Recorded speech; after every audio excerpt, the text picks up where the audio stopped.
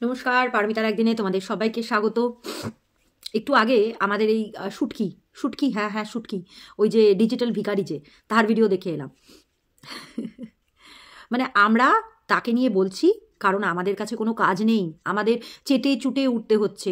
ওরই ওকে নিয়েই আমরা কন্ট্রোভার্সি করছি। মানে ও ও বলেছে যেটা, যে ও ফুস পাত দিলেও আমরা কন্ট্রোভার্সি করব, ও ঢ্যাপ করে পাত দিলেও আমরা কন্ট্রোভার্সি করব। তোর মুখে এগুলো মানায়?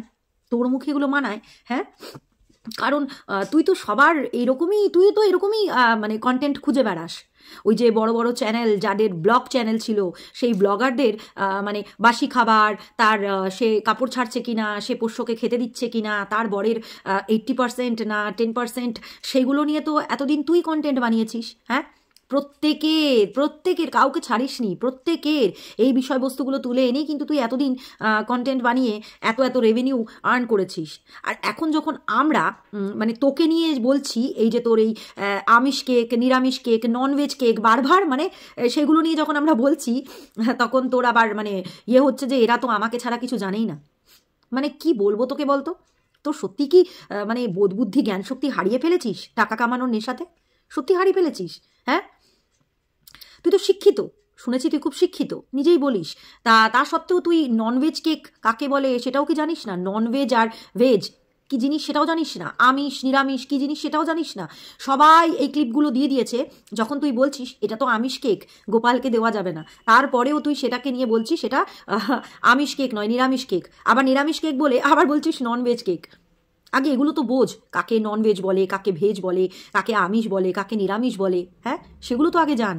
তুই লোকের বিচার করতে বসিস, আর যখন তোর বিচার কেউ করতে যায় তখন তারা হয়ে যায় মানে আমরা, আমাদের কোনো কাজ নেই, আমরা বেকার, আমরা তোকে চেটে চেটেই উঠছি। হুম, আর তোর যেসব ভিউয়ার্সরা আছে তারাও আবার বলছে যে এবার তোমার কমেন্টে দেখলাম এবার তোমার টিকটিকি, আরশোলা, ঘরের ইঁদুর এইসব নিয়েও কন্ট্রোভার্সি হবে।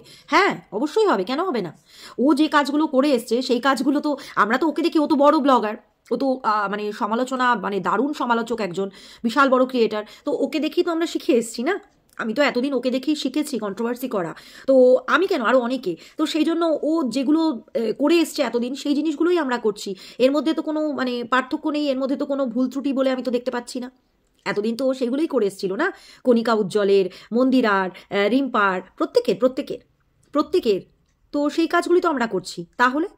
আর এখন তো ওই ভাগ্নের প্রতি একটু পীড়িত তো আছেই। তো সেই জন্য এখন খুব হুলের পা চাটছিস না রে? হুল খুব ভালো না রে? কি সুন্দর র্যাপ করে না, কি সুন্দর গিটার বাজায় না? ও মা গো, টরু লাভ। এখন হুলের পা চাটছিস, এখন হুল খুব ভালো হয়ে গেল না? আর যখন কিছুদিন আগে মন্দিরাকে নিয়ে বলতে বসেছিলিস তখন বলছিলিস যে না, হুল এরকম দেখতে, হুল সেরকম দেখতে, হুল বাঁদরের মতন দেখতে, বাঁদরের গলায় মুক্তোর মালা, এই কথাগুলো তো তুই বলেছিলিস। আজকে হঠাৎ করে হুল খুব ভালো হয়ে গেল। তো ডাবল ফেস, দোগলা, এটা কে? আমরা না তুই? একটু চিন্তা করে বল তো। আগে তুই নিজের গিরেবানটায় ঝেঁকে দেখ যে তুই কি বলিস আর কি করিস। নিজের গিরেবানটাতেও তো ঝেঁকে দেখতে হয় না মাঝে মধ্যে? এতদিন তো তুই তাই করে এসছিস। ছোট্ট ছোট্ট বাচ্চা মানে প্রত্যেকের সন্তানকে, সে রিম্পা হোক, চাই আরও অনেকজন হোক, তাদের প্রত্যেকের সন্তানকে তুই মানে জঘন্যভাবে অ্যাটাক করেছিস। সে বয়স্ক থেকে মানে বাচ্চা, কাউকে ছাড়িসনি, কাউকে ছাড়িসনি। আর যখন তোকে নিয়ে কেউ বলতে আসছে, তোর কাজ নিয়ে, তোর কর্ম নিয়ে, তোর কথা নিয়েই যখন বলতে আসছে, তখন হয়ে যাচ্ছে আমাদের কাছে কোনো কন্টেন্ট নেই তুই ছাড়া। তো তোর কাছেও তো তাই কন্টেন্ট নেই এই সব ছাড়া। তুই তো এইসব করেই নিজের চ্যানেলটাকে আজ 31,000-এ এনেছিস, তাই নয় কি? হ্যাঁ, একটু চিন্তা করে দেখ, তুই যেগুলো করে এসছিস সেগুলোই তো আমরা করছি। কারণ তোর তো, আমরাও তো তোর ভিউয়ার, তাই না? আমরা তো তোকে দেখেই শিখবো, তুই তো বিশাল বড় ক্রিয়েটার। আমরা তো তোকে দেখেই শিখবো, তাই তো শিখে এসছি এতদিন ধরে। তুই যেগুলো আমাদের হাত ধরে শিখিয়েছিস সেগুলোই আমরা শিখে এসছি, আর সেইগুলোই আমরা করছি। তুই তো এরকম করেই কন্ট্রোভার্সি করিস, এরকম করেই কন্টেন্ট খুঁজে বেড়াস। তো সেই কাজগুলো যদি আমরা করি তখন আমরা খারাপ কেন? কমসে কম আমরা তোর ভিডিওগুলো দেখে কন্টেন্ট বার করে ভিডিও করছি। হ্যাঁ, তোর মতন তো আর গোপন সূত্রে খবর নিয়ে করছি না, লোকের বাড়ি গিয়ে তার গোপন সূত্রের খবর, তার পরকীয়ার খবর, তার বাড়িতে কি হচ্ছে, কি চাপছে, কে কি করেছিল, কে কোন কালে কি করেছিল, কে কি বরকে কি দিয়েছিল, সেরকম জেনে শুনে গোপন সূত্রের খবর নিয়ে তো আমরা ভিডিও করতে বসিনি না। তো তাহলে মানে প্রপার তোর মতন আমরা কিন্তু নই।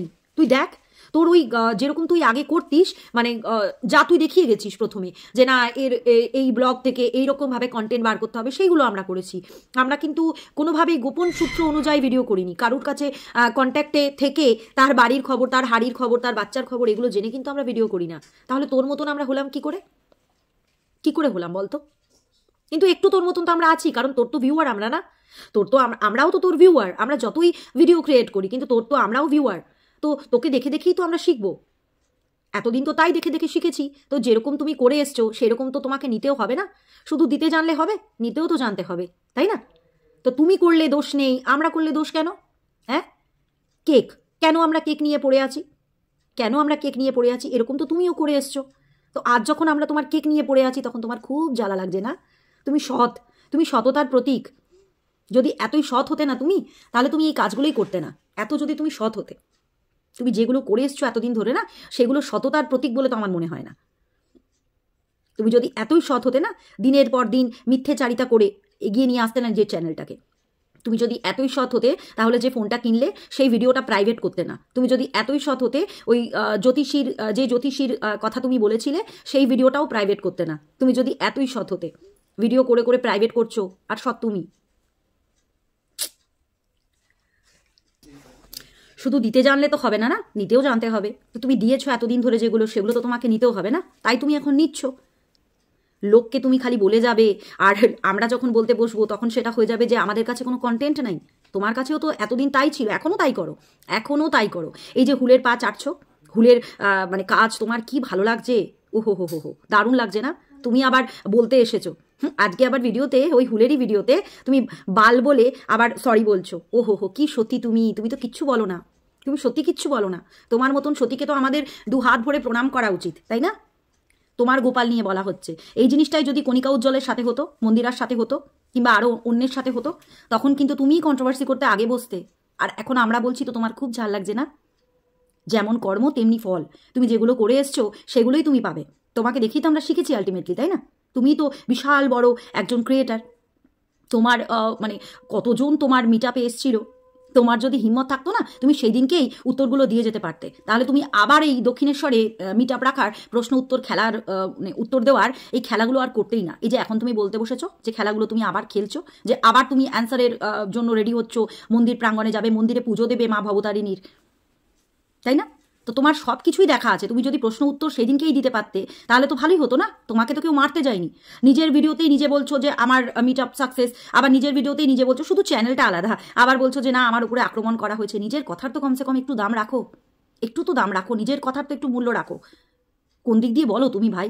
হ্যাঁ, কোন দিক দিয়ে বলো? তোমার যদি এতই দম থাকতো না, তুমি সেই দিনকেই প্রশ্নের উত্তরগুলো দিতে।